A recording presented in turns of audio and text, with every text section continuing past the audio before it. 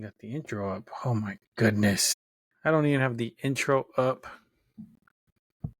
What I should have done is put some royalty-free Christmas music to my intro. Let's get some royalty-free Christmas music. Let's see.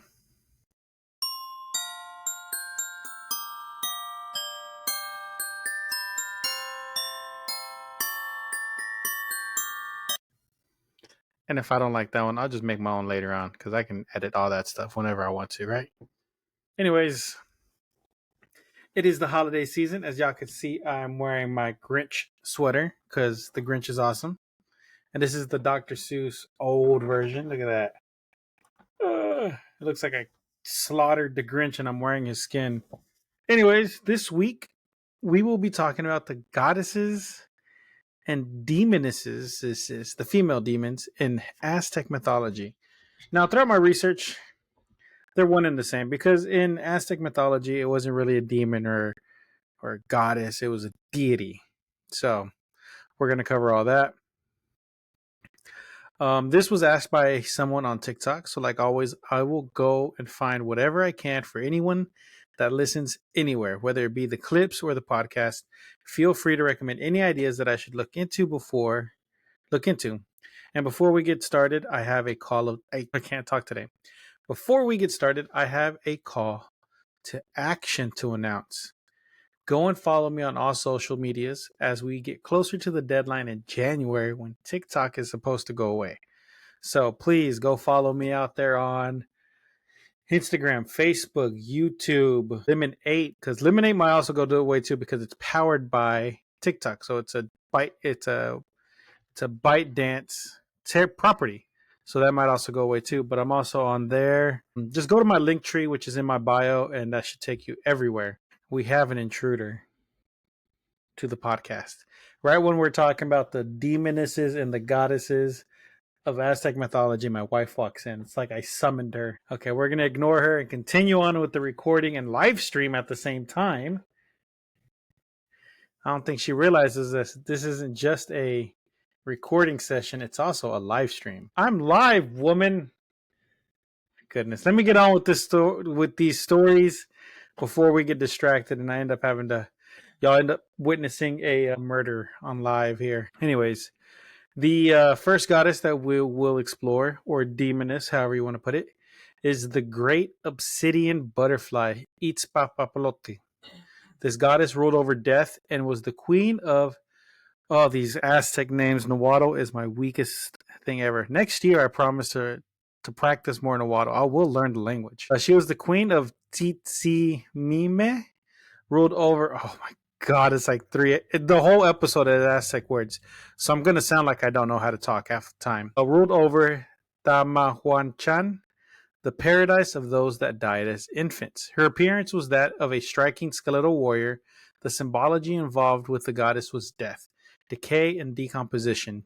Movement, music, song, dance with teeth bared and tongue sticking out. So this also goes into like how I keep saying we're all one people. If you have been to the movies this month, there is a representation of this goddess on there too. In the new movie, Moana 2, they have an obsidian butterfly, which is also a bat.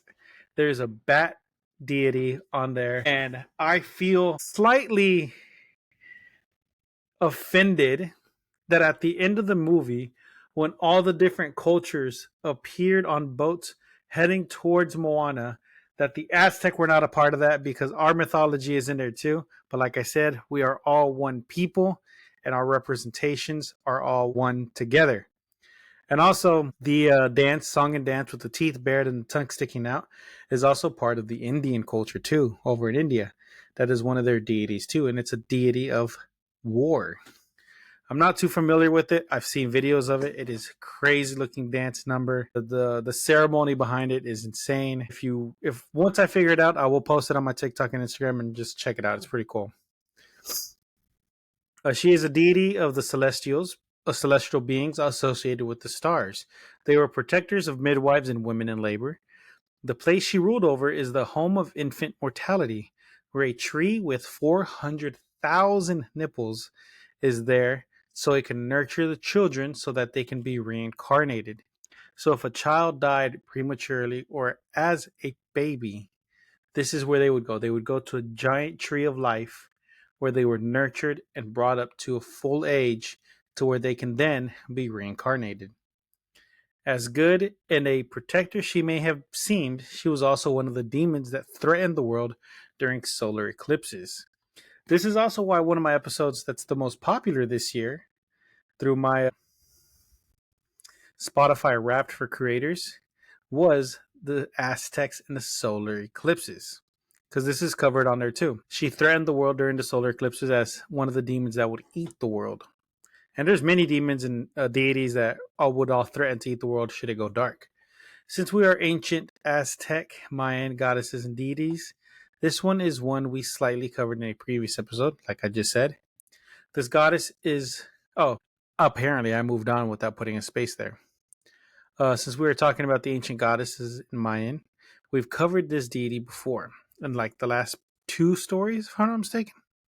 This goddess is one of 2 divine, 2-headed deer, with the other one being Chimalman. They had transformed into women to seduce men.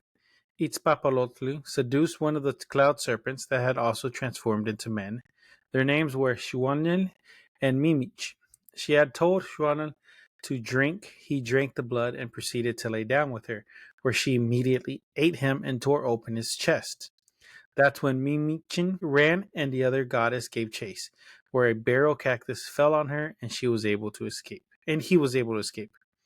Like I said, I told this story, but from a different perspective on an earlier episode. So all these stories are all intertwined. Like I said, and the other story that we talked about, it was a demon. But in this one, it's a goddess.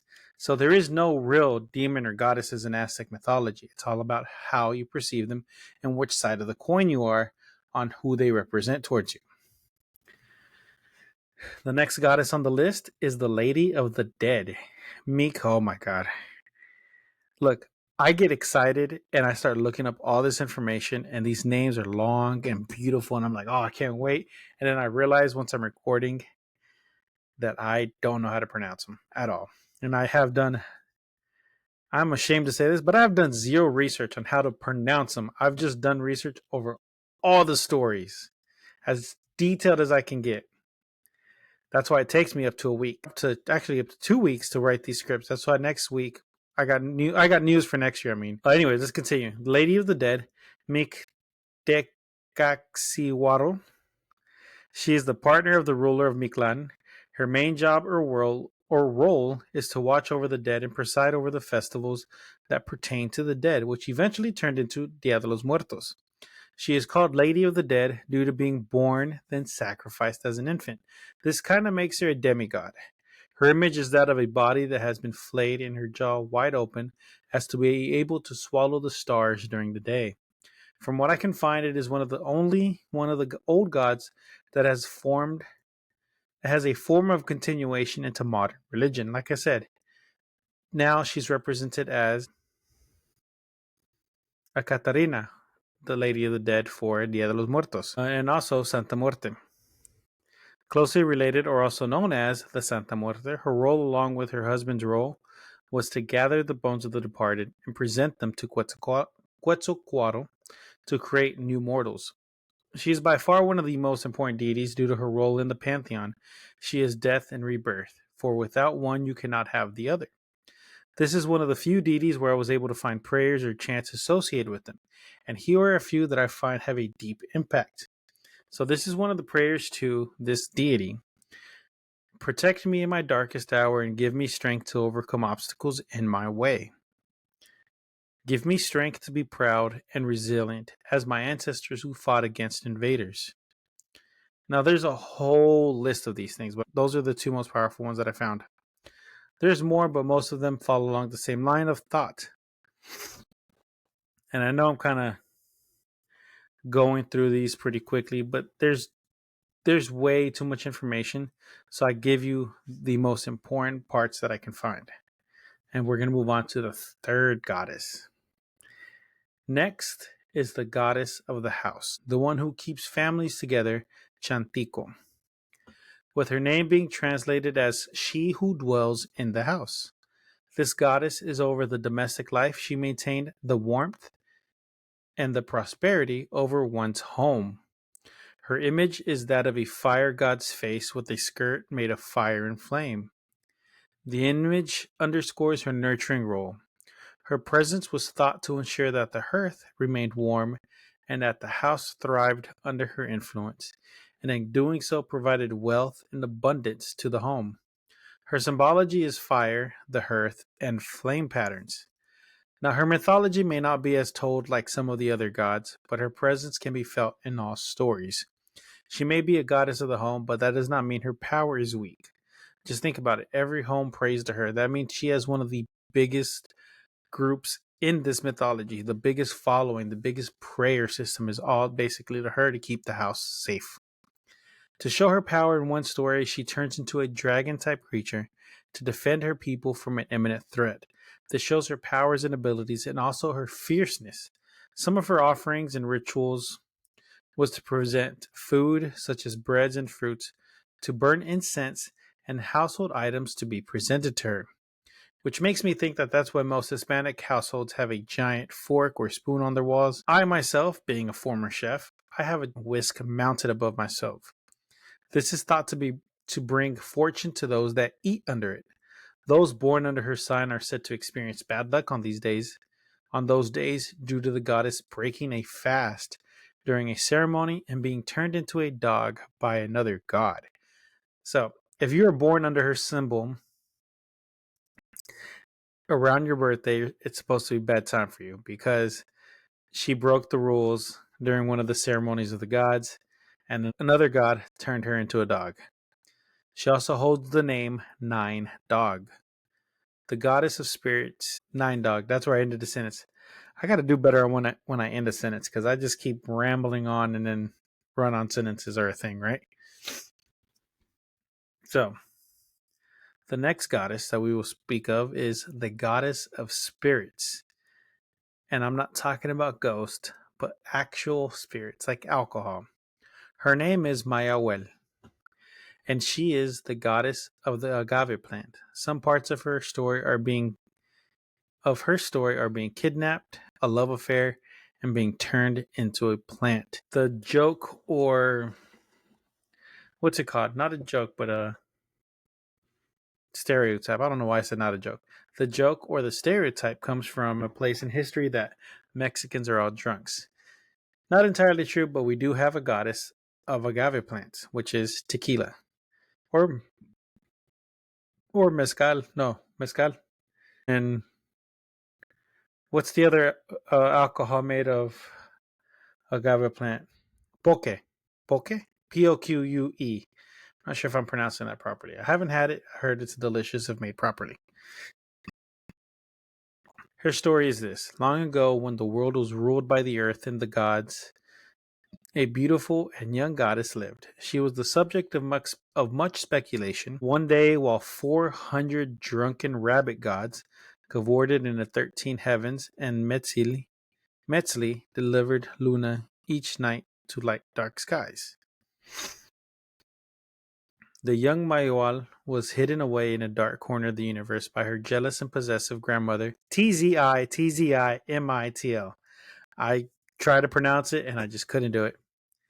She longed for love and passion in her life. She dreamed of a romantic escape to leave her prison behind. She would spend her time at the edge of a cloud, singing a song both alluring and filled with sadness.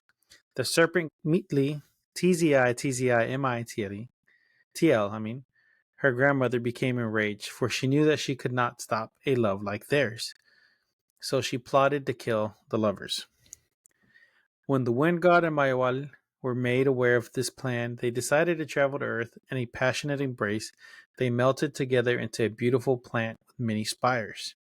To symbolize their ascent to the heavens, and with spikes to keep the evil grandmother away. This is the agave plant because it has the long spires and the spikes because it's part cactus. It's part of that family. Upon discovering them and filled with rage, she used a machete to cut the plant in half and then into tiny pieces. She began to boil the pieces that she gave to her demons. Little did she know that she had missed a small part of the plan. Cuatlicue took the piece in the wind and planted it in the soil. He wept over his loss with tears bestowed to him by Tlaloc, the rain god. Since the tears were from a god, they restored Mayahuel and turned back into a Magay. So beautiful, the Aztecs were overwhelmed when they saw it.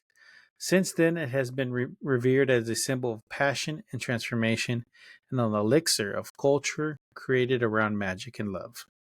There's also a story that comes from El Silencio, a brand of mezcal, an alcohol company. This company used the story as a marketing campaign. Their story goes that in Oaxaca, an alebrije known as the Renegade Rabbit, the goddess had fallen in love with a mortal man. This was seen as taboo amongst the gods. The gods darkened the sky over the land of Oaxaca. The bravest of rabbits, known as the Renegade, climbed to the top of the highest mountain, traversed the desert, and followed the rivers, looking all over the endless storm for a place for shelter. Upon entering the cavern, he had turned into an alebrije. With his new form, he was able to steal fire from the gods. With the fire, he stroked an agave plant. The fire fermented the heart of the agave plant, turning it into pulque, Pulque, the original version of mezcal, which is why it is known as the goddess's gift. To this day, the alebrije roams the hillside with all the agave plants to ensure that the mezcal is the best it can be. The legend of the gods are in all aspects of Hispanic culture. The last one that we will discuss before we do a small switch up for the holidays is Cuatlicue. She is regarded as the mother of goddesses, or of gods, should I say. She is the fiercest of serpent gods. Her name translated is whose skirt is a snake or skirt snakes. In her mythos, she was a priestess whose job was to maintain the shrine on top of the Snake Mountain, known as Cuatlicue. As she was cleaning the shrine, a ball of feathers had descended from the heavens, and when she tucked it into her belt, it made her pregnant. If this sounds familiar, it is the same story that we told of Huitzilopochtli, and her other child was Goyoswah. Jesus Christ, I can't remember how to pronounce this. And I know the spelling is different too, because in different iterations, the spelling is different for some reason. But in this one, it's Coyolzauhqui. And the other one, it was Coxo, known as Painted with Bells. She was also a powerful goddess in her own right. And with her other children, Senson Huatznoa, or 400 Huatzna, who were the stars in the moon. So we got Huitzilopochtli, Coaxuaswaki, and Senson Huatzina. So the one that begins with the C, the ones that begin with the C, the 400 and the Painted with Bells, are the sun, are the moon and the stars. That is how the moon and the stars were created. Go over that in the episode about the god that was born from this one, because I'm not trying to pronounce these names too many times, because I fear I will have an aneurysm if I try to pronounce these names. They were enraged by the sun being born out of thin air. They stormed the mountain where their mother was, and attacked with the intention of killing their mother. From the previous story that I told, he burst forth from her chest with a ray of sunlight. In his hand, he swiftly dispatched his siblings. She is depicted as a woman with a severed head with two coral snakes representing flowing blood. She wears a necklace of human hands and hearts with a large skull pendant and skirt made of entwined snakes. Her hair is a representation of 13 months and the 13 heavens in Aztec mythology. There's a statue that is a representation of her that also shows partial belief of what would happen in a solar eclipse or if the sun failed to rise. Her 400 children would devour the world. So far, all the goddesses and demonesses that we have talked about are a major part of how women are represented in the Hispanic culture.